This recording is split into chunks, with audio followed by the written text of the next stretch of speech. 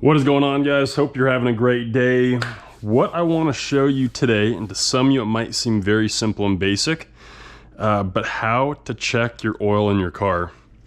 A lot of people, I've heard friends, other people, they blow their engines because they don't have enough oil in their car, and it's so easy to check. So really quickly, there's two types of oil or fluid you need to check. One is the engine oil.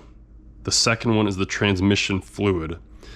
Now, the engine oil you check when the car is off. Engine oil you check when it's off.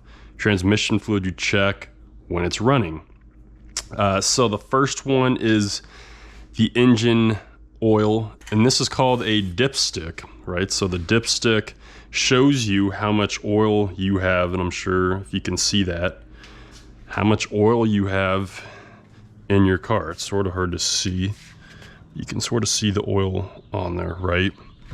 But in order to check this correctly, you have to put it so you have it in there and it's got the yellow head on it. That's your engine oil. So in order to check that, you first get it back in there. It's got to fit correctly. There it goes. You want to have a napkin with you because you don't check it the first time. You pull it out, you wipe it off while the engine is off, while the car is off, stick it back in, and that is when you check the read. So if you can sort of see that, it should be about to the second bubble on there. Every dipstick's different, but this will show you how much engine oil you have in your car. So if it's super low, if it's below that one bubble, the first bubble right there, you want to add oil. It should be about there. If it's a little bit less, a little more, not a big deal. You ideally don't want to put too much oil in your car. So that is how you check the engine oil in your car.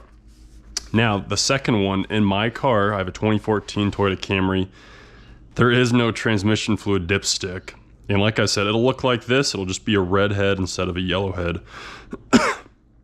In order to check that, you turn your engine on and you do the same exact thing. So while the car's running, you pull the dipstick out,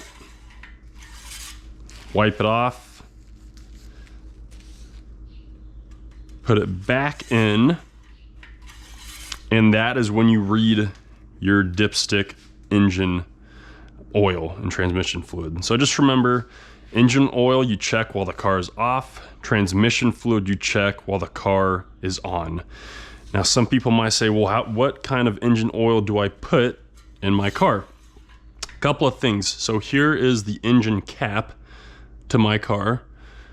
If you unscrew that, you can see what kind of oil you need in your car. So mine's OW20.